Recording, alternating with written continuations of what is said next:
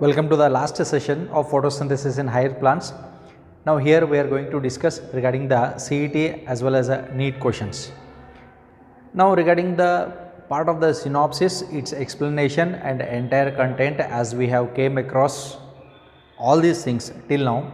Now based on that we are going to continue the next part. Okay, so the question part. So let's go for the questions directly and let's solve them. Now let's go to the first question. Now this is based on your material which is given, and we are taking the same question number of your book, your NEET book. What you do is you directly go to that page, look at the question number. So this is question number 6. Okay, so we have selected a few questions amongst that. So directly go on to that page and the number is displayed as far as your book is concerned. Okay, so there only you can tick it, right? Now question number 6. So here we have an experimental setup. So by looking at this experimental setup, you can just simply directly say that whose experiment is this and what is the title of the experiment. Okay, now here this is the bell jar experiment where you can just see a different phenomenon of the lighted candle and a rat, offed candle and a dead mice, then again lighted candle, mint plant and a rat, lighted candle, mint plant and a mice. Okay, so mice is living, candle is burning, oxygen is liberating. So this is an experiment where we call it as a bell jar experiment, which is a simple experiment which was given by the first person named as Joseph Priestley. So this is a Priestley's experiment, and he was the first person who showed oxygen is liberated during photosynthesis in the year 1774. Okay, so the correct answer is Joseph Priestley. So let's go to the next one.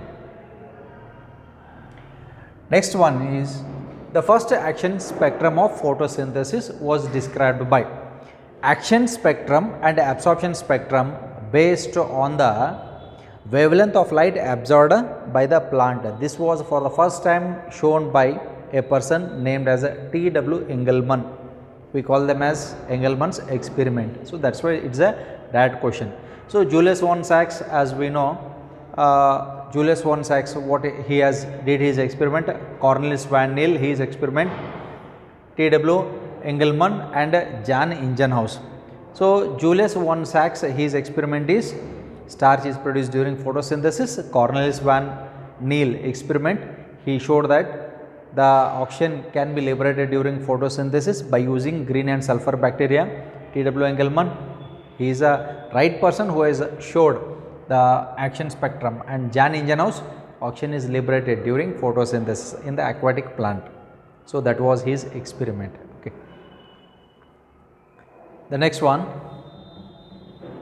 Cornelis van Niel experiment was on. So as we have discussed just now, based on that we have the similar type of question. So what should be its answer?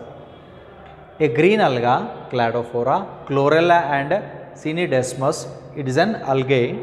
Then purple and green sulfur bacteria, mint plant. So Cornelis van Niel, his experiment was on purple and green sulfur bacteria, and he showed that the product which is released during photosynthesis is nothing but it was oxygen, and in his experiment he has used hydrogen sulfide. Hydrogen sulfide is a H2S, where he shows the byproduct which was released was a sulfide product.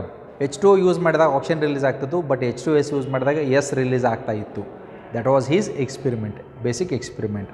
So here the answer is purple and green sulfur bacteria.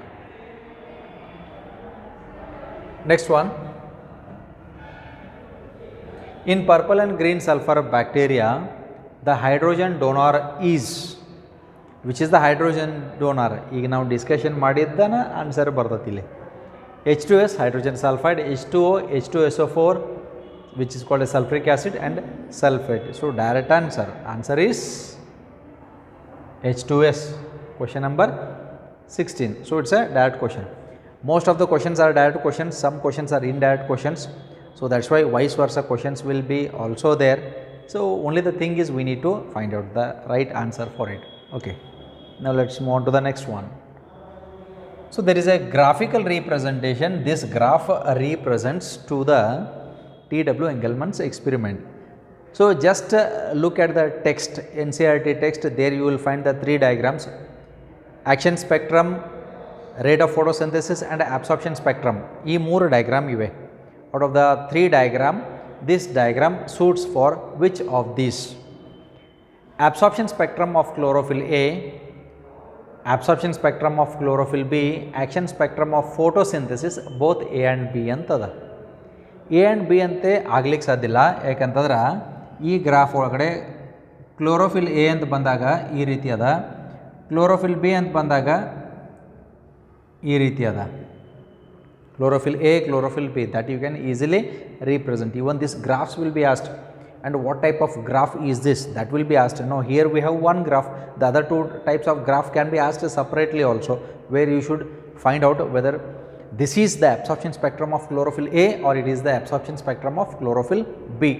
That has to be identified. ಅದು ನಾವು identification ಮಾಡಬೇಕಾಗ್ತದ. ಈಗ ಇಲ್ಲೊಂದು graph ಕೊಟ್ಟಾರ, ಇದು straightforward direct graph ಅದ. And here for this graph ಹಂಗಿದ್ರೆ ಈ graph ಏನು ತೋರಿಸ್ಕೊಡ್ತದ ನಮ್ಗಂತಂತಂದ್ರೆ, it shows the action spectrum of photosynthesis. Remember, ಇಲ್ಲಿ ಫೋಟೋಸಿಂಥೆಸಿಸ್ ಅಂತ ಬಂದಾಗ photosynthesis works at best nanometre, VIBGYOR ಅಂತ ನಾವು ಕರಿತೀವಿ, where this is the blue nanometer wavelength of light, where it shows a high rate of photosynthesis. So this is the action spectrum of photosynthesis. Next one,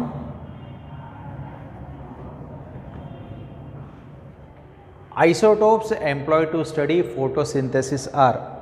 Now this is connected to the Kelvin cycle. So in the Kelvin cycle, how Melvin Kelvin identified that the carbohydrates comes from carbon dioxide, CO2, atmospheric CO2, when it gets fixed into the plants, it runs into a cycle by which it produces a product called as starch. Sucrose irbodu, starch ಆಗಿ convert ಆಗ್ತದ. So ultimately it is carbon dioxide is converted into carbohydrates ಅನ್ನುವಂಥದ್ದು first time it was identified by that person. By which technique?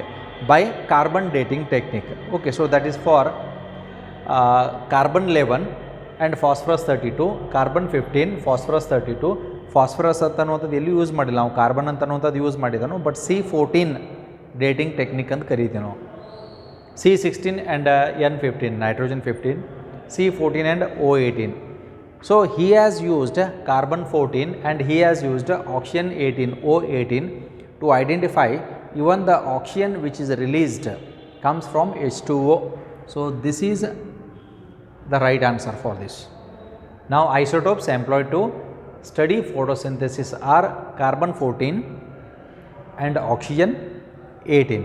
Okay, so by these isotopes they will identify ಅಂದ್ರೆ ಇದು carbon dioxide ಎಲ್ಲೆಲ್ಲಿ ಹೊಂಟೈತಿ ಅಂತ ಅನ್ನೋದು tracing ಮಾಡ್ತಾರೆ. ಇದಕ್ಕೆ ಮತ್ತೆ ಬೇರೆ ಬೇರೆ ಟೆಕ್ನಿಕ್ ಅದಾವೆ.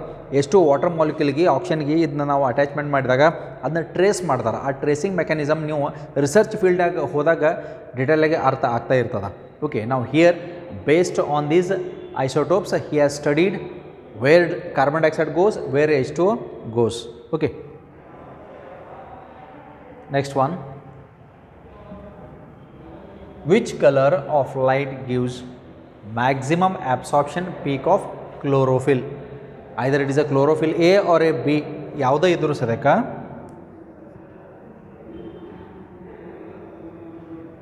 look at this graph of a chlorophyll A and chlorophyll B ಅಂತ ನೋಡ್ರಿ. ಎರಡೂ ಕಂಪ್ಯಾರಿಸನ್ ಮಾಡಿದಾಗ ಇಲ್ಲಿರುವಂಥದ್ದು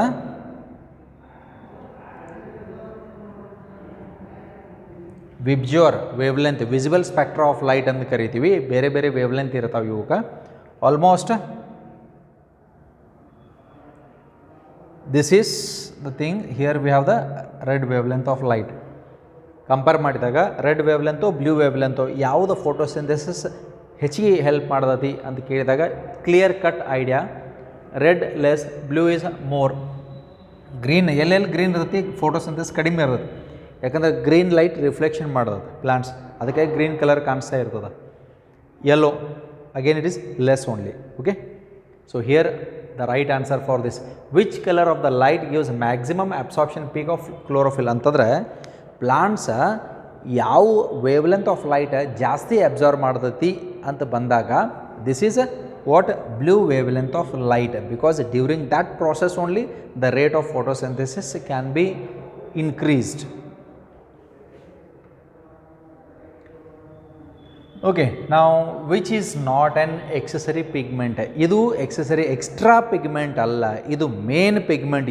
Idi plants ಒಳಗಡೆ present ಇರುವಂಥ pigment ಯಾವುದು? Chlorophyll ಅಂತ ಇರ್ತಾವ.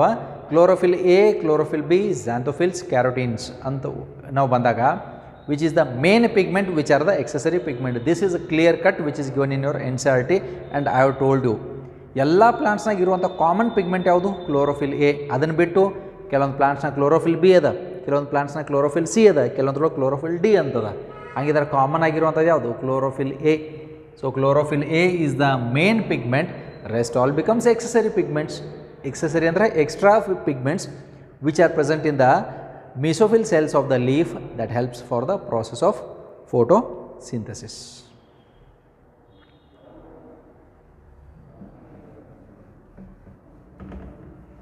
Now raw materials required for light reactions. Light reactions, it takes place in presence of the sunlight. So which are the raw materials involved in this? Raw ಮಟೀರಿಯಲ್ದಿಂದ finally ಏನಾಗಿ product produce ಆಗ್ತಾವೆ? Light reactions. ನಾವು light reactions ಅಂತ ಬಂದಾಗ ನಮಗೆ ಫಸ್ಟಿಗೆ ಏನೇನು ಬೇಕು? Non cyclic photophosphorylation, cyclic photophosphorylation, chemiosmosis. ಇವು ಮೂರು ಲೈಟ್ ರಿಯಾಕ್ಷನ್ಸ್ ಅಂತ ಕರಿತೀವಿ ನಾವು. ಯಾಕಂದರೆ ಸನ್ಲೈಟ್ ಇದ್ದಾಗ ಇವತ್ತರಿಂದ ಎನರ್ಜಿ ಪ್ರೊಡ್ಯೂಸ್ ಆಗ್ತದೆ. ಏನೇನು ಪ್ರೊಡ್ಯೂಸ್ ಆಗ್ತದೆ ಅನ್ನುವಂಥದ್ದು ನಮಗೆ ಫಸ್ಟಿಗೆ how to think over this question. ಇಲ್ಲಿ ಲೈಟ್ ರಿಯಾಕ್ಷನ್ಸ್ ಅಂತ ಬಂದಾಗ ಇವು ಮೂರು ಫಸ್ಟ್ ನಮ್ಮ ಮೈಂಡ್ ಒಳಗಡೆ ಬರಬೇಕಾಗ್ತದೆ. ದೆನ್ ನಾನ್ ಸೈಕ್ಲಿಕ್ ಫೋಟೋಫಾಸ್ಫೊರೈಲೇಷನ್ ಒಳಗಡೆ ಏನೇನು ಪ್ರಾಡಕ್ಟ್ ಪ್ರೊಡ್ಯೂಸ್ ಆಗ್ತತಿ, ಏನು ಯೂಟಿಲೈಸ್ ಮಾಡಿಕೊಂಡು ಅಂತ ಅನ್ನುವಂಥದ್ದು ಫಸ್ಟಿಗೆ. ಇಲ್ಲಿ ಎಲೆಕ್ಟ್ರಾನ್ಸ್ ಮೂಮೆಂಟ್ ಆಗೋ ಟೈಮ್ ಒಳಗಡೆ ಒಂದು ATP ತಯಾರಾಗ್ತದೆ, ETS ಅಂತ ನಾವು ಬರ್ದೀವಿ ಡಯಾಗ್ರಾಮ. ಅಲ್ಲಿ ಎಲೆಕ್ಟ್ರಾನ್ ಪ್ರೊಡ್ಯೂಸ್ ಆಗ್ತದೆ. ಹೆಂಗಂತಂದ್ರೆ ಈ ರೀತಿ Z ಪ್ಯಾಟ್ರನ್ದಾಗ ರನ್ ಆಗೋ ಟೈಮ್ನಾಗ ಇಲ್ಲಿ ಎಲೆಕ್ಟ್ರಾನ್ ಟ್ರಾನ್ಸ್ಪೋರ್ಟ್ ಸಿಸ್ಟಮ್, ಇಲ್ಲಿ ATP ತಯಾರಾಗ್ತದೆ. ಇಲ್ಲಿ ಫೈನಲಿ ಇಲ್ಲಿ ಹೋಗಿ ಏನು ತಯಾರಾಗ್ತತಿ? NADPH ಪ್ಲಸ್ H ಪ್ಲಸ್ ತಯಾರಾಗ್ತದೆ. ಇದಕ್ಕೆ ರಾ ಮಟೀರಿಯಲ್ ಯಾವುದು? ATP ಆಗ್ಬೇಕಂದ್ರೆ ಇದಕ್ಕೆ ADP ಬೇಕು, ಪ್ಲಸ್ ಇನ್ಆರ್ಗ್ಯಾನಿಕ್ ಫಾಸ್ಫೇಟ್ ಬೇಕು. ಇಲ್ಲಿ NADPH ಪ್ಲಸ್ H ಪ್ಲಸ್ ಆಗ್ಬೇಕಂದ್ರೆ ಏನು ಬೇಕು? NADP ಪ್ಲಸ್ ಬೇಕು. ಇವ ರಾ ಮಟೀರಿಯಲ್. ಇದು ನಾನ್ ಸೈಕ್ಲಿಕ್. ಸೈಕ್ಲಿಕ್ ಒಳಗಡೆ ಏನಾಗ್ತದೆ? ಇಲ್ಲಿ ATP ತಯಾರಾಗ್ತದೆ. ಇದರಿಂದ ADP ಪ್ಲಸ್ IP. ಕೆಮಿಯೋ ಆಸ್ಮೋಸಿಸ್ ಒಳಗಡೆ ಏನಾಗ್ತದೆ?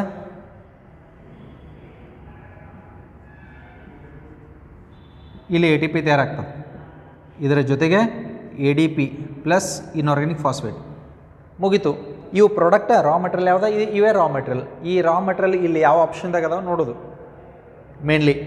Okay, ADP and H2O, ADP, H2O and NADP, ADP and NADPH2, ATP and NADP ಅಂತದ ರಾ ಮಟೀರಿಯಲ್ ಕೇಳಾಕತ್ತಾರ. ರಾ ಮಟೀರಿಯಲ್ ಅಂದ್ರೆ ಇದು ಒಂದು ಬಂತು, ಇದು ಬಂತು, ಇದು ಬಂತು. ಇದನ್ನು ನಾವು ಆಪ್ಷನ್ದಾಗ ಹುಡ್ಕಾಡ್ಕೋತ ಹೋಗ್ತೀವಿ. ಅದು ಆಪ್ಷನ್ಸ್ ಮೇಲೆ ಡಿಪೆಂಡ್ ಆಗ್ತದೆ. Okay, first ADP and H2 ಅಂತದ. ಇಲ್ಲಿ ADP, H2 ಆ್ಯಂಡ್ NADP ಅಂತದ. ಓಕೆ, ಇದರೊಳಗಡೆ ಇದು ಒಂದದ. H2O ಎಲ್ಲಿ? H2O ಬೇಕಾಗ್ತದನಾ? ಇಲ್ಲಿ ನೋಡ್ರಿ, ನಾನ್ ಸೈಕ್ಲಿಕ್ದಾಗ H2O ಬ್ರೇಕ್ ಡೌನ್ ಹಾಕೊಂಡು 2 electrons plus 2 protons plus 1 nascent oxygen produce ಆಗಿರ್ತೈತಿ. ಯೂಶ್ವಲಿ ಏನಾಗಿರ್ತೈತಿ? 2 ವಾಟರ್ ಮಾಲಿಕ್ಯೂಲ್, ಒಂದು ಆಕ್ಸಿಜನ್ ಮಾಲಿಕ್ಯೂಲ್ ರಿಲೀಸ್ ಆಗ್ಬೇಕಂದ್ರೆ 2 H2O ಬ್ರೇಕ್ ಡೌನ್ ಆಗಬೇಕು. ಅವಾಗ ಇಲ್ಲಿ 4 ಎಲೆಕ್ಟ್ರಾನ್ಸ್ 4 ಪ್ರೋಟಾನ್ಸ್ ಆಗಿ ಕನ್ವರ್ಟ್ ಆಗ್ತದೆ ಒಂದು ಮಾಲಿಕ್ಯೂಲ್ ಆಫ್ ಆಕ್ಸಿಜನ್ ಆಗ್ಬೇಕಂದ್ರೆ. ಅಥವಾ ಇದಕ್ಕೆ ನಾವು ಹಾಫ್ O2 ಅಂತ ಕರಿತೀವಿ. ಒಂದು ವಾಟರ್ ಮಾಲಿಕ್ಯೂಲ್ ಬ್ರೇಕ್ ಡೌನ್ ಆದಾಗ ಹಾಫ್ O2 ಆಗ್ತದೆ. ಓಕೆ, ಹಾಗಿದ್ರೆ H2O ಬೇಕಾಗ್ತದೆ. ಓಕೆ, H2O ಇಸ್ ರಿಕ್ವೈರ್ಡ್ ಅಂದರೆ 2 ಬಂತು. ಸೆಕೆಂಡ್ ಆಪ್ಷನ್ ADPನೂ ಬೇಕು, H2ನೂ ಬೇಕು, NADPನೂ ಬೇಕು. ಯಾಕಂದರೆ ಇಲ್ಲಿ NADP ಅದ, ಕರೆಕ್ಟ್. ADP ಬೇಕು, NADPH2 ಅಲ್ಲ, ಇದಾಗಂಗಿಲ್ಲ. ನೆಕ್ಸ್ಟ್ ATP ಆಗಂಗಿಲ್ಲ, NADP ಇದಾಗ್ತದೆ. ಹಂಗಿದ್ರೆ ಇವು 2 ಆಪ್ಷನ್ದಾಗ ಯಾವುದು ಕರೆಕ್ಟ? 2 option correct. ಆದರೆ ಕಂಟೆಂಟ್ ಎಲ್ಲಿ ಹೆಚ್ಚದ? ರಾ ಮಟೀರಿಯಲ್ ಎಲ್ಲಿ ಹೆಚ್ಚದ? Option B. So option B becomes the right answer. ಯಾಕೆ ಎ ಆಗಂಗಿಲ್ಲ? ಕಾಮನ್ ಆಗಿ already you have came across such type of exams. So already you have written one exam also based on that. ಈಗ ನಿಮಗೆ calculative ಬರಬೇಕಾಗ್ತದೆ. There will be confusions, ಯಾಕಂದರೆ ಭಾಳ close answers ಇರ್ತಾವೆ. ಇವು 4 2 ರಾಂಗ್ ಇರ್ತಾವೆ ಎಕ್ಸ್ಕ್ಲೂಸಿವ್ಲಿ ಗೊತ್ತಾಗ್ತದೆ. ಇನ್ನು 2 ಮಧ್ಯೆ ಕನ್ಫ್ಯೂಷನ್ಸ್ ಆಗ್ತಿರ್ತಾವೆ. ಇವು 2 ಮಧ್ಯೆ ಕನ್ಫ್ಯೂಷನ್ಸ್ ಕ್ರಿಯೇಟ್ ಮಾಡೋದನ್ನು ನೀಟ್ ಎಕ್ಸಾಮ್. ಯಾಕಂತಂದರೆ 50-50 chance this correct or this correct ಅಂತ ಅನ್ನೋದದ. ಅದರೊಳಗಡೆ ಮೋರ್ ಲೈಕ್ಲಿ ಕರೆಕ್ಟ್ ಯಾವುದು, ಜಾಸ್ತಿ ಆಪ್ಷನ್ಸ್ ಯಾವ ಇರ್ತಾವೆ ಅದ್ರ ಮೇಲೆ ಡಿಪೆಂಡ್ ಆಗ್ತದೆ. ಜಾಸ್ತಿ ಆಪ್ಷನ್ಸ್ ಅಂದ್ರೆ ಅಲ್ಲಿ ರೈಟ್ ಆನ್ಸರ್ ಇರಬೇಕು. ಮತ್ತು understood? Okay, so second option is correct. Next one, liberation of oxygen when green cells in water are exposed to sunlight in presence of suitable acceptor is, it is called as a Emerson's effect, Blackman's effect, Hills-Arnold's reaction ಅಂತನ್ನುವಂಥದ್ದು ಬಂದಿರುವಂಥದ್ದು. ನಾವು liberation of oxygen, ಇಲ್ಲಿ oxygen release ಆಗಬೇಕಂತಂದ್ರೆ ಇದು day ಟೈಮ್ನಾಗ ಆಗುವಂಥದ್ದು light reactions. And remember this is a straightforward question. Light reactions they are also called as a Hill's reactions ಅಂತ ಕರಿತೀವಿ. They are called as a Hill's reactions ಅಂತ ಕರಿತೀವಿ. Okay, so rest of the other persons their research work is different, but it is of Hill's reaction ಅಲ್ಲ ಆಗುವಂಥದ್ದು, right? So Emerson's effect, enhancement, Blackman's reaction, limiting law of limiting factor ಅಂತ ಅನ್ನುವಂಥದ್ದು, Arnold's reaction, it is connected to the other parts of the photosynthesis, but liberation of O2 in presence of sunlight is Hill's reaction. Hill's reactions are nothing but they are light reactions ಅಂತ ಕರಿತೀವಿ. Next, 4 electrons produced during photolysis of water. Photolysis ಅಂದರೆ ನಾವು ಇಲ್ಲಿ already ಬರ್ತೀವಿ, H2O. 4 electrons produced during the photolysis of water will enter. ಇವು ಎಲ್ಲಿ enter ಆಗ್ತೈತಿ? 2H2O breakdown ಆದಾಗ 4 electrons, 4 protons and 1 molecule of O2. ಇದು 1 molecule O2 ಆಗ್ತದೆ. This is converted into O2. ಹಂಗಿದ್ರೆ ಈ electrons, look at this, 4 electrons produced during photolysis of water will enter PS1, PQ, plasto Q9, PS2, plastocyanin PC ಅಂತದ. ಇವು ಎಲ್ಲಿ enter ಆಗ್ತದೆ ಅಂದರೆ this will enter to the photo system to PS2 ಅಂತಲ್ಲಿ ಇರ್ತದೆ, having A reaction centre P680, ಅಲ್ಲಿ enter ಆಗ್ತದೆ. So right answer is PS2. Next, electron transport carrier or electron transport system of photosynthesis process is bound to thylakoid membrane, present in stroma, bound to outer chloroplast membrane, dispersed in the cytosol. So ಈ electron transport cycle ಅಥವಾ electron transport system ಅಂತಲೂ ನಾವು ಕರಿತೀವಿ. So ಇದು ಎಲ್ಲಿ ಆಗ್ತದೆ, so where it occurs ಅಂತನ್ನುವಂಥದ್ದು. ನಾವು ಬೌಂಡ್ ಟು ಥೈಲಾಕೋಯ್ಡ್ ಮೆಂಬ್ರೇನ್ ಅಂತಂದರೆ ಎಲೆಕ್ಟ್ರಾನ್ ಟ್ರಾನ್ಸ್ಪೋರ್ಟ್ ಆಗ್ಬೇಕಂತಂದ್ರೆ, ಎಲೆಕ್ಟ್ರಾನ್ ಟ್ರಾನ್ಸ್ಪೋರ್ಟ್ ಸೈಕಲ್ ಆಗ್ಬೇಕಂತಂದ್ರೆ ಎಲೆಕ್ಟ್ರಾನ್ಸ ಇಲ್ಲಿ ಟ್ರಾವೆಲ್ ಆಗ್ತಾ ಇರ್ತಾವೆ ಇನ್ ಜಿಗ್ಜ್ಯಾಗ್ ಪ್ಯಾಷನ್. ಅವು ಎಲ್ಲಿ ಆಗ್ತದೆ ಅಂತ ಕೇಳಿದಾಗ ಬೌಂಡ್ ಟು ಥೈಲಾಕೋಯ್ಡ್ ಮೆಂಬ್ರೇನ್, ಇದು thylakoid membrane, present in stroma, chloroplast ಇಲ್ಲದ, ಇಲ್ಲಿ ಹೊರಗಡೆ ಅದ, ಸ್ಟ್ರೋಮಾದಾಗ ಇರ್ತಾವೆ. ಯಾವುದು ETS, ಎಲೆಕ್ಟ್ರಾನ್ ಟ್ರಾನ್ಸ್ಪೋರ್ಟ್ ಆಗುವಂಥದ್ದು. Bound to outer chloroplast membrane, ಇದು ಕ್ಲೋರೋಪ್ಲಾಸ್ಟ್, ಈ ಕ್ಲೋರೋಪ್ಲಾಸ್ಟ್ ಇಲ್ಲಿ ಇರ್ತಾವೆ ಅಂತ ಕೇಳ್ತಾರೆ. ಡಿಸ್ಪರ್ಸ್ ಇನ್ ಸೈಟೋಸೋಲ್, ಸೈಟೋಸೋಲ್ ಅಂದರೆ ಇದೆ cytoplasm or cytoplasm of the cell, ಅಲ್ಲಿ ಇರ್ತಾವೆ ಅಂತ ಕೇಳ್ತಾರೆ. ಎಲೆಕ್ಟ್ರಾನ್ ಟ್ರಾನ್ಸ್ಪೋರ್ಟ್ ಚೈನ್ ಆಗೋದು ಈ ಥೈಲಾಕಾಯ್ಡ್ ಮೆಂಬ್ರೇನ್ ಒಳಗಡೆ, but not in the membrane of chloroplast. Chloroplast membrane ಒಳಗಡೆ ಆಗಂಗಿಲ್ಲ, ಥೈಲಾಕಾಯ್ಡ್ ಮೆಂಬ್ರೇನ್ದಾಗನ ಆಗ್ತದೆ. Okay, so correct answer is option A, bound to thylakoid membrane. Next,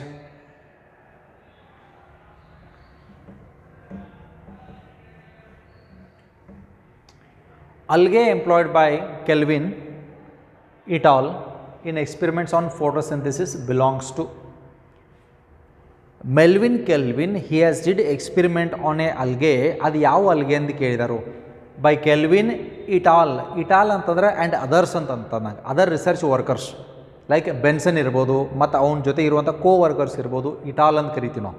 ಇಟಾಲ್ ಅಂತಂದರೆ ಆ್ಯಂಡ್ ಅದರ್ಸ್ ಮೀನಿಂಗ್ ಇದು in the research field of photosynthesis. Not only the photosynthesis, any person where the group it is headed by Kelvin, but there follow ಅಲ್ಲಿರುವಂಥ ಕೆಲವೊಂದು team ಅದ ಇಟಾಲ್ ಅಂತ ಕರಿತೀವಿ ನಾವು. Okay, et al ಅಂತಂತಂದರೆ and others ಅಂತಂದಂಗೆ. Okay, experiment on photosynthesis belongs to, so it belongs to which algae ಅಂತನ್ನುವಂಥ question ಇಲ್ಲಿ. Now Euglena and Synedesmus, it is an algae. Chara, it is an algae only. Chlamydomonas and Chlorella and Synedesmus is an algae. So the answer for this is they have carried out experiment by using Chlorella and Synedesmus, which is a algae, variety of algae.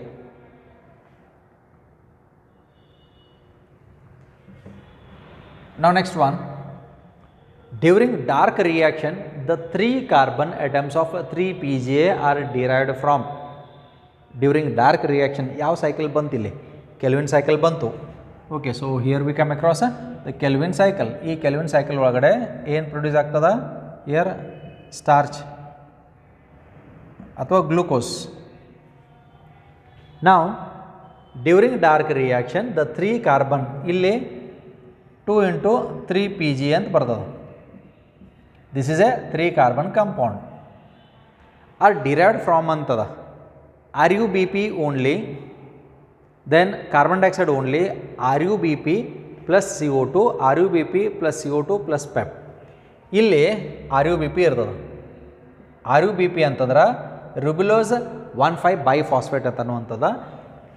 ಇಲ್ಲಿ carbon dioxide ಇರ್ತದೆ. ಇದು 5 carbon compound, ಇದು 1 carbon compound.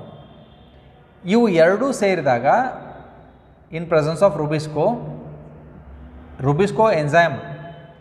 Enzyme ಎರಡೂ ಕೂಡ help ಮಾಡ್ತತಿ. Understood? ಎಂಜೈಮ್ದಾಗಿಂದ ಕಾರ್ಬನಲ್ಲಿ ಹೋಗಂಗಿಲ್ಲ, enzyme ಎರಡೂ ಕೂಡ ಹೆಲ್ಪ್ ಮಾಡ್ತಾ ಇರ್ತದೆ. ನಾವು RuBP 5 ಕಾರ್ಬನ್ ಡೈಆಕ್ಸೈಡ್ 1 ಕಾರ್ಬನ್ ಎರಡೂ ಸೇರಿದಾಗ 6 ಕಾರ್ಬನ್ ಕಾಂಪೌಂಡ್ ಆಗ್ತತಿ. That 6 carbon compound is unstable and it readily dissociates into 2 molecules of 3 carbon compound. ಈ ರೀತಿಯಾಗಿ ಕನ್ವರ್ಟ್ ಆಗ್ತಾವೆ. So it comes from what? ಹಂಗಿದ್ರೆ ಈ 3 ಕಾರ್ಬನ್ನು 3-PGA ಇವು ಎಲ್ಲಿಂದ ಬರ್ತಾವು ಅಂತ ನಾವು ಚೆಕ್ ಮಾಡಿದಾಗ RuBP ಇದು ಒಂದೇ ಅಂತ ಅನ್ನುವಂಥದ್ದು ಇಲ್ಲ, ಅದು 5 ಕಾರ್ಬನ್ ಅಷ್ಟೇ ಅದ. ಕಾರ್ಬನ್ ಡೈಆಕ್ಸೈಡ್ ಓನ್ಲಿ ಇದು 1 ಕಾರ್ಬನ್ ಅದ. RuBP ಪ್ಲಸ್ CO2 ಇದು ಎರಡೂ ಸೇರಿಸಿ ಒಟ್ಟಾರೆ 6 ಆಗಿ ಆಮೇಲೆ ಸ್ಪ್ಲಿಟ್ ಹಾಕೊಂಡು 2 ಮಾಲಿಕ್ಯೂಲ್ಸ್ ಆಫ್ 3 ಕಾರ್ಬನ್ ಕಂಪೌಂಡ್ ಆಗ್ತಾವೆ. ಕರೆಕ್ಟ್ ಅದ. RuBP plus CO2 plus PP phosphoenol pyruvate it is in C4 cycle. ಇಲ್ಲಿಲ್ಲ. So the right answer is C. Now Rubisco is enzyme for Rubisco, the most abundant enzyme of the world ಅಂತ ಕರಿತೀವಿ. RuBisCO ಇಲ್ಲದ enzyme ಇದು ಅದಕ್ಕೋಸ್ಕರ help ಮಾಡ್ತದ.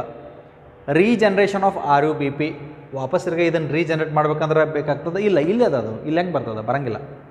ಫೋಟೋಲೈಸ್ of water H2O break down ಮಾಡೋಕ್ಕೆ light ಬೇಕಾಗ್ತದೆ. Carbon dioxide fixation CO2 fix ಮಾಡಲಿಕ್ಕೆ. Okay, correct ಅದ. All of the above, not all of the above, it is for fixation of atmospheric carbon dioxide. ಇದಕ್ಕೆ rubisco, ಯಾಕಂದರೆ rubisco enzyme ಇಲ್ಲದ. ಇಲ್ಲಿ ನಾವು ನೋಡಿದಾಗ ಮತ್ತು ಬೇರೆ ಬೇರೆ ಎಂಜೈಮ್ಸ್ ಬರ್ತಾವೆ. For the regeneration different enzymes are there, but rubisco CO2 fixation enzyme. Now next one, photorespiration is favored by. Photorespiration is nothing but respiration in presence of oxygen.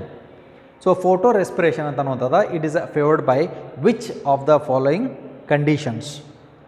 High O2, ಈಗ ಇಲ್ಲಿ leaf surface ಅದ,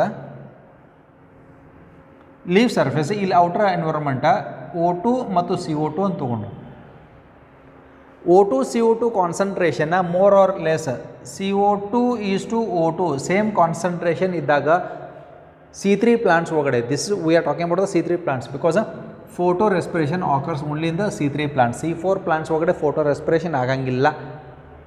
ಯಾಕೆ ಅಂತಂದರೆ ಪೆಪ್ಕೇಸ್ enzyme is choosy. ಇಲ್ಲಿ C3ದಾಗ RuBisCO ಅದರ expansion ಬಂದಾಗ ರುಬ್ಲೋಸ್ 1,5 ಬೈಫಾಸ್ಫೇಟ್ ಅಥವಾ ರುಬ್ಲೋಸ್ ಬೈಫಾಸ್ಫೇಟ್ carboxylase ಆಕ್ಸಿಜನೇಸ್ ಅಂತ ನಾವು ಕರಿತೀವಿ. ಕಾರ್ಬನ್ ಡೈಆಕ್ಸೈಡ್ ಸಿಕ್ಕಾಗ ಕಾರ್ಬಾಕ್ಸಿಲೇಸ್ ಎಂಜೈಮ್ ಕನ್ವರ್ಟ್ ಆಗ್ತೈತಿ. ಆಕ್ಸಿಜನ್ ಸಿಕ್ಕಾಗ ಆಕ್ಸಿಜನೇಸ್ ಆಗಿ ಕೆಲಸ ಮಾಡ್ತಿರ್ತೈತಿ. That's why photorespiration occurs in C3 plants only. ನಾವು ಎರಡೂ ರೇಷಿಯೋಸ್ ಈಕ್ವಲ್ ಇದ್ದಾಗ ಮೋಸ್ಟ್ಲಿ ಕಾರ್ಬನ್ ಡೈಆಕ್ಸೈಡ್ ಫಿಕ್ಸ್ ಆಗ್ತದೆ. ಕಾರ್ಬನ್ ಡೈಆಕ್ಸೈಡ್ ಇದು ಹೆಚ್ಚಿಗೆ ಅದ, CO2 ಲೋ ಅದ ಅಂತಂದಾಗ ಕಾರ್ಬನ್ ಡೈಆಕ್ಸೈಡ್ ಫಿಕ್ಸ್ ಆಗ್ತದೆ ಪ್ಲಾಂಟ್ಸ್ ಒಳಗಡೆ. ಅಕಸ್ಮಾತ್ ಕಾರ್ಬನ್ ಡೈಆಕ್ಸೈಡ್ ಲೆವೆಲ್ ಕಡಿಮೆ ಅದ, O2 ಲೆವೆಲ್ ಜಾಸ್ತಿ ಅದ ಅಂತಂದ್ರೆ ಕಂಪಲ್ಸರಿ O2ನ ಫಿಕ್ಸ್ ಆಗ್ತದೆ. ಅಂಡರ್ಸ್ಟುಡ್? ಹಾಗಿದ್ರೆ ಆಪ್ಷನ್ ಬರೋಣ,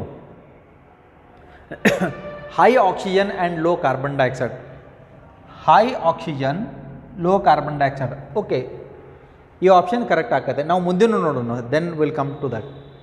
high carbon dioxide and low oxygen. High carbon dioxide CO2 fix ಆಗ್ತದೆ, ಅದಕ್ಕೆ ನಾವು ಫೋಟೋ ರೆಸ್ಪಿರೇಷನ್ ಕರಂಗಿಲ್ಲ, ಕೆಲ್ವಿನ್ ಸೈಕಲ್ ಆಗ್ತದೆ, ಫುಡ್ ತಯಾರಾಗ್ತದೆ. High temperature and low oxygen, no. Okay, high temperature and low oxygen. Low oxygen ಇತ್ತಂತಂದ್ರೆ O2 bind ಆಗಂಗಿಲ್ಲ. High humidity and temperature. Humidity ಜಾಸ್ತಿ ಇದ್ದಾಗ transpiration ಕಡಿಮೆ ಇರ್ತದೆ. ವಾತಾವರಣದಾಗ ತೇವಾಂಶ ಇದ್ದಾಗ ಟ್ರಾನ್ಸ್ಪಿರೇಷನ್ ಕಡಿಮೆ ಇರ್ತೈತಿ. ವಾತಾವರಣದ ತೇವಾಂಶ ಕಡಿಮೆ ಆಯ್ತಂದ್ರೆ ಟ್ರಾನ್ಸ್ಪಿರೇಷನ್ ಹೆಚ್ಚಿರ್ತೈತಿ. ಅದಕ್ಕಾಗಿ ವಿಂಟರ್ ಸೀಸನ್ ಒಳಗಡೆ ಸ್ಕಿನ್ಸ್ ಯಾಕೆ ಕ್ರ್ಯಾಕ್ ಆಗ್ತೈತಿ, ಸಮ್ಮರ್ ಸೀಸನ್ದಾಗ ಯಾಕೆ ನಮ್ಮ ಸ್ಕಿನ್ ಕ್ರ್ಯಾಕ್ ಆಗಂಗಿಲ್ಲ? Think about it. Summer season ಒಳಗಡೆ, ಬೇಸಿಗೆ ಕಾಲ ಒಳಗಡೆ ನಮ್ಮ ವಾತಾವರಣದಾಗ ಮಾಯ್ಶ್ಚರ್ ಕಂಟೆಂಟ್ ಹೆಚ್ಚಾಗ್ತದೆ. ಯಾಕಂತಂದ್ರೆ ಸನ್ಲೈಟಿಂದ ಪ್ಲಾಂಟ್ ಒಳಗಡೆ ಎವಾಪ್ರೇಷನ್ ಆಗ್ತಿರ್ತೈತಿ, ವಾಟರ್ ಎವಾಪ್ರೇಷನ್ ಆಗ್ತಿರ್ತೈತಿ. ಅದಕ್ಕಾಗಿ ಮಾಯ್ಶ್ಚರ್ ಕಂಟೆಂಟ್ ಹೆಚ್ಚಿಗೆ ಇರ್ತೈತಿ. ವಿಂಟರ್ ಸೀಸನ್ ಒಳಗಡೆ ಟೆಂಪ್ರೇಚರ್ ಲೋ ಇರೋದ್ರಿಂದ ಎವಾಪ್ರೇಷನ್ ಕಡಿಮೆ ಇರ್ತೈತಿ. ಆಮೇಲೆ ಇನ್ನೊಂದು, ವಿಂಟರ್ ಸೀಸನ್ ಒಳಗಡೆ ವಿಂಡ್ಸ್ ಡ್ರೈ ಇರೋದ್ರಿಂದ ಪ್ಲಾಂಟ್ ಒಳಗಡೆ ವಾಟರ್ ಲಾಸ್ ಜಾಸ್ತಿ ಆಗಬಾರ್ದು ಅಂತಂದು ಕೆಲವೊಂದು ಗಿಡಗಳು ಎಲ್ಲಿ ಉದುರಿಸ್ಕೊಳ್ತಿರ್ತಾವೆ. ಯಾವಾಗ ಅಟ್ಮಾಸ್ಫಿಯರ್ ಒಳಗಡೆ ವಾಟರ್ ಕಂಟೆಂಟ್ ಅಥವಾ ಮಾಯ್ಶ್ಚರ್ ಕಂಟೆಂಟ್ ಕಡಿಮೆ ಆಗ್ತೈತಿ, ಆವಾಗ ವಾಟರ್ ಲಾಸ್ ಜಾಸ್ತಿ ಆಗ್ತಿರ್ತೈತಿ. ನಮ್ಮ ಸ್ಕಿನ್ನಿಗೆ ಏನಾಗ್ತೈತಿ, ಸಮ್ಮರ್ ಸೀಸನ್ ಒಳಗಡೆ ಅಬಂಡೆಂಟ್ ಹ್ಯುಮಿಡಿಟಿ ಜಾಸ್ತಿ ಇರೋದ್ರಿಂದ ನಮ್ಮ ಸ್ಕಿನ್ದಾಗೂ ವಾಟರ್ ಕಂಟೆಂಟ್ ಇರುತ್ತೆ, ಅದು ಲಾಸ್ ಆಗಂಗಿಲ್ಲ.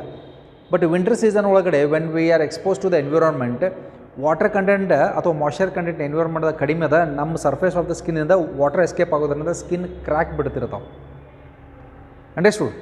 ಅದಕ್ಕೆ ನಾವು ಇದು ಕ್ರ್ಯಾಕ್ ಬಿಡಬಾರ್ದಂಗೆ ಅಥವಾ ನಮ್ಮ ಬಾಡಿ ಒಳಗಡೆ ಇರುವಂಥ ಮಾಯ್ಶ್ಚರ್ ಕಂಟೆಂಟ್ ಲಾಸ್ ಆಗಬಾರ್ದಂಗೆ ನಾವು ಮಾಯ್ಶ್ಚರೈಸಿಂಗ್ ಕ್ರೀಮ್ ಹಚ್ತೀವಿ. Understood?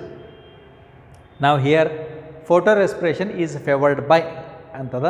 So here answer is high oxygen and low carbon dioxide. O2 ಜಾಸ್ತಿ ಇತ್ತಂದ್ರೆ ಮಾತ್ರ ಫೋಟೋ ರೆಸ್ಪಿರೇಷನ್ ಆಗ್ತದೆ. ಓಕೆ, ನಾವು here we have the fill in the blanks type of question.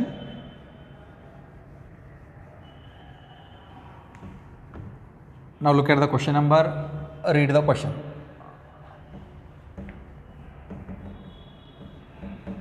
So in the fill in the blanks we have 1, 2, 3 and you have to choose it from the given option.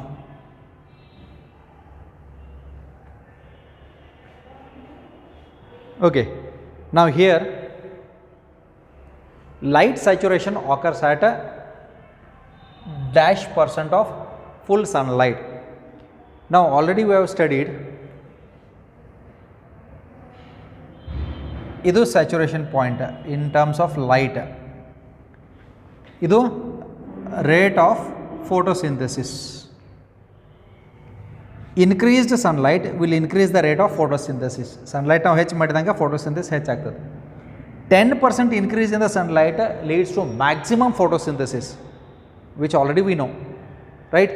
ಅದಕ್ಕಿಂತ ಇನ್ನೂ ನಾವು ಜಾಸ್ತಿ ಮಾಡಿದ್ರು ಅದು stationery ಉಳಿತೈತಿ. ಇನ್ನೂ ಜಾಸ್ತಿ ಮಾಡಿದ್ವು ಅಂದ್ರೆ 20%, 30%, 40% ಜಾಸ್ತಿ ಮಾಡಿದ್ವು ಅಂತಂದ್ರೆ ಫೋಟೋಸಿಂಥಸಿಸ್ ಡಿಕ್ರೀಸ್ ಆಗ್ತದೆ. ಇದು Blackman's law of limiting factor. ಅದಕ್ಕೆ ಬ್ಲ್ಯಾಕ್ಮನ್ ಹೇಳೋ ಪ್ರಕಾರ ಎಲ್ಲದಕ್ಕೂ ಲಿಮಿಟ್ ಐತೆ ಅಂತ ಹೇಳ್ತಾನೆ. Nothing is unlimited, everything has a limit. Okay, ನಾವು here light saturation occurs at a dash % of full sunlight. ಎಷ್ಟು ಪರ್ಸೆಂಟು? 10% ಅಂತ ಆಗ್ತದೆ ಇಲ್ಲಿ. ಇದು ಫಸ್ಟ್ ಸ್ಟೇಟ್ಮೆಂಟ್. 1, 2, 3 3 ಸ್ಟೇಟ್ಮೆಂಟ್ ಅದಾವೆ ಇಲ್ಲಿ ಆಪ್ಷನ್ದಾಗ ಕೊಟ್ಟಿರುವಂಥದ್ದು. ನಾವು ಫಿಲ್ ಮಾಡ್ಕೊತ ಹೋಗ್ತೀವಿ. Okay, there is a dash, ಇದು ಆಪ್ಷನ್ ಬಿ ಅಂತ ಕೊಟ್ಟಾರ. Dash relationship between incident light and CO2 fixation rates at low light intensities. There is a dash relationship between incident light and CO2 fixation rates at low light intensities antada. Now there is a dash relation antadra. What is the relationship between the rate of the photosynthesis, ee photosynthesis rate igu ಮತ್ತು ಈ ಲೈಟ್ಗೂ ಏನು ವ್ಯತ್ಯಾಸ ಅಂತಂದ್ರೆ ನಿಮಗೆ ಇಲ್ಲಿ ಯಾವ type line ಬರ್ತದೆ, ಇದು ಸ್ಟ್ರೇಟ್ ಲೈನ್, ಇದು ಸ್ಟ್ರೇಟ್ ಲೈನ್ ಬರ್ತದೆ. Low intensity of light intensity maximum ಅಲ್ಲ, ಮ್ಯಾಕ್ಸಿಮಮ್ ಆದಾಗ ಸ್ಟೇಷನರಿ ಉಳಿತೈತಿ. ಸ್ವಲ್ಪ ಕಡಿಮೆ ಇತ್ತಂದ್ರೆ ಇದು ನಮಗೆ ಸ್ಟ್ರೇಟ್ ಲೈನ್ ಬರ್ತೈತಿ. ಸ್ಟ್ರೇಟ್ ಲೈನ್ಗೆ ನಾವು ಇನ್ನೊಂದು ಹೆಸರು ಲೀನಿಯರ್ ಅಂತ ಕರಿತೀವಿ. So here it will be linear. There is a linear relationship between incident light and CO2 fixation rates at low intensity light intensities.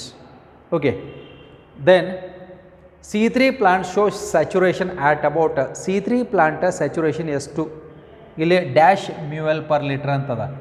C3 ಒಳಗಡೆ ಸ್ಯಾಚುರೇಷನ್ ಪಾಯಿಂಟ್ ಹೆಚ್ಚಿಗೆ ಅದ, C4 ಒಳಗಡೆ ಕಡಿಮೆ ಅದ. ಎಷ್ಟು ಅದ? C3 ಒಳಗಡೆ ಇರುವಂಥದ್ದು 450 ml, while C4 plants respond to saturation of about 360 ml.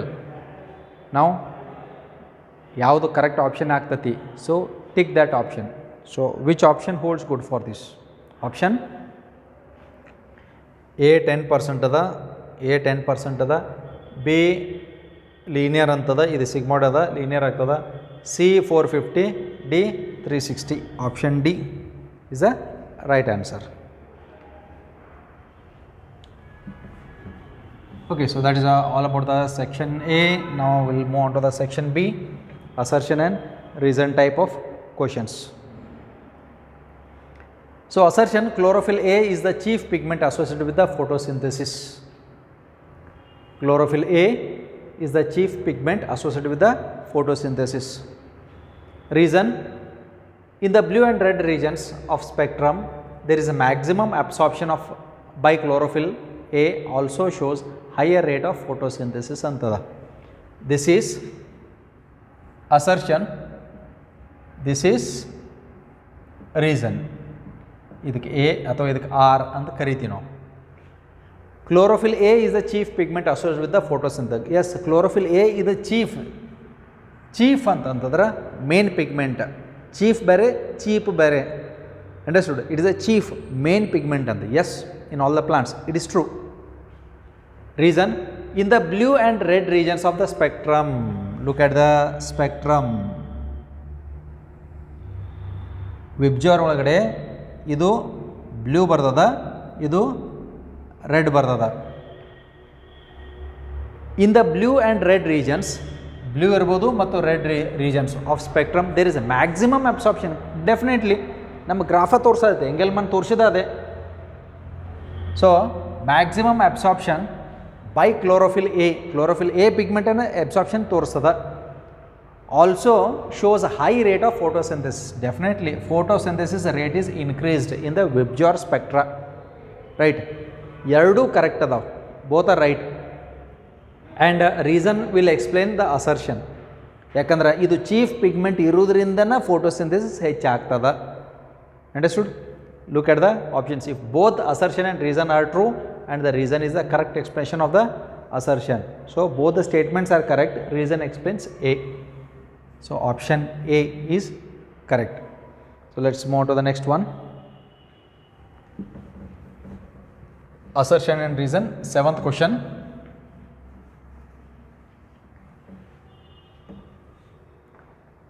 Okay, now here in this question, assertion, ATP synthase enzyme has two parts. One called the CF1 is embedded in the membrane of thylakoid and forms a transmembrane channel that carries out facilitated diffusion of proton across the membrane. This is assertion and this is the reason. R anta tanu. The other portion is called CF0 and protrudes on the thylakoid membrane on the side that faces the stroma. ನಮಗೆ ಫಸ್ಟಿಗೆ ಈ question meaning ಗೊತ್ತಾಗಬೇಕು. ಈ question meaning it is related to what? Chemiosmosis. ಇದು chemiosmosis ಮಾಡೆಲ್ಗೆ ಸಂಬಂಧಪಟ್ಟಿರುವಂಥದ್ದು. Chemiosmosis ಎಲ್ಲಿ ಆಗ್ತದೆ? In the lumen of a thylakoid. This is the membrane of the thylakoid. ಇದು lumen, this a lumen of thylakoid. ಇಲ್ಲಿ ಇರುವಂಥದ ಇದು CF0, ಇದು CF1. Ball and stick model, lollipop ಅಂತ ಕರೆದಿದ್ದೀವಿ, ಆ ಮಾಡೆಲ್ಗೆ ನಾವು ಬರ್ತಾ ಇದ್ದೀವಿ. ಇಲ್ಲಿ ಪ್ರೋಟಾನ್ಸ್ H ಪ್ಲಸ್ ಕಾನ್ಸಂಟ್ರೇಷನ್ಗಳು ಹೆಚ್ಚಾಕೊಂತ ಹೋಗ್ತಾವೆ by electron transport system and ಫೋಟೋಲೈಸ್ of water H plus ಹೆಚ್ಚಾಗ್ತಾವೆ. ಈ H ಪ್ಲಸ್ಗಳು ಇಲ್ಲಿ ಪ್ರೋಟಾನ್ ಗ್ರೇಡಿಯಂಟ್ ಹೆಚ್ಚಿಗೆ ಆದಾಗ when it jumps from what ATP synthase, ಇದು ATP synthase part which is having CF0 a stick like CF1 a ball like. ಇಲ್ಲಿ jump ಆದಾಗ ಇಲ್ಲಿ ತಯಾರಾಗೋದು ADP ಪ್ಲಸ್ IP ಸೇರಿಕೊಂಡು ATP ತಯಾರಾಗ್ತಾವೆ. So this explanation is connected to the chemiosmosis model.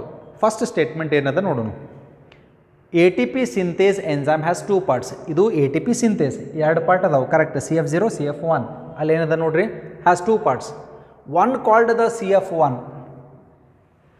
CF1 ಎಲ್ಲದ, CF1 ಎಲ್ಲದ, ಇದು ಹೊರಗಿಂದ ಇದೇನ ಸ್ಟ್ರೋಮಾ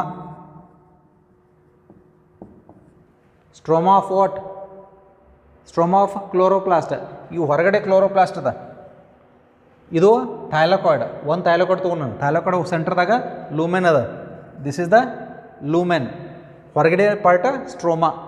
ATP ತಯಾರೋದು ಸ್ಟ್ರೋಮಾ, ಯಾಕಂದರೆ ಕೆಲ್ವಿನ್ ಸೈಕಲ್ ಇಲ್ಲಿ ಆಗತೈತಿ, ಇಲ್ಲಾಂದರೆ ಬೋರ್ಡ್ ಮೇಲಲ್ಲ ಸ್ಟ್ರೋಮಾದಾಗ ಆಗತೈತಿ Calvin cycle, which already you know. ಇದೆಲ್ಲ ಐಡಿಯಾ ಇರಬೇಕು. ಕ್ವಶನ್ ಬಂದಾಗ ಇವೆಲ್ಲ ಪಿಕ್ಚರೈಸೇಷನ್ ವಿಜುವಲೈಸೇಷನ್ ಇರಬೇಕಾಗ್ತದೆ. ಇಲ್ಲಿ ನಾನು ನಿಮಗೆ ತೋರ್ಸಾಕತ್ತೇನೆ, ನಾಳೆ ಎಕ್ಸಾಮ್ನಾಗ ಇವೆಲ್ಲ ಡಯಾಗ್ರಾಮ್ ಹಾಕೊಂಡು ಕೊಡಕ್ಕೆ ಬರೋಂಗಿಲ್ಲ. So entire picture should be there in your brain. ಅಲ್ಲಿ ಕನ್ಫ್ಯೂಷನ್ ಆಯ್ತು ಅಂತಂದ್ರೆ ಪುಟ್ ಎ ಶಾರ್ಟ್ ಡಯಾಗ್ರಾಮ್. ಬಾಕಿ ಎಲ್ಲ ನಿಮ್ಗೆ ಗೊತ್ತಿರಬೇಕು, ಎಲ್ಲೆಲ್ಲಿ ಏನೇನು ಪ್ರೋಸೆಸ್ ಆಗತೈತಿ, ಎಲ್ಲೆಲ್ಲಿ ಏನೇನು ಆಗತೈತಿ ಅನ್ನುವಂಥದ್ದು ವಿದಿನ್ 1 minute, 1 ನಿಮಿಷನಾಗ ಇವೆಲ್ಲ ಗೊತ್ತಾಗಬೇಕಾಗ್ತದೆ. Because you have to answer in 1 minute. You don't have any extra time also.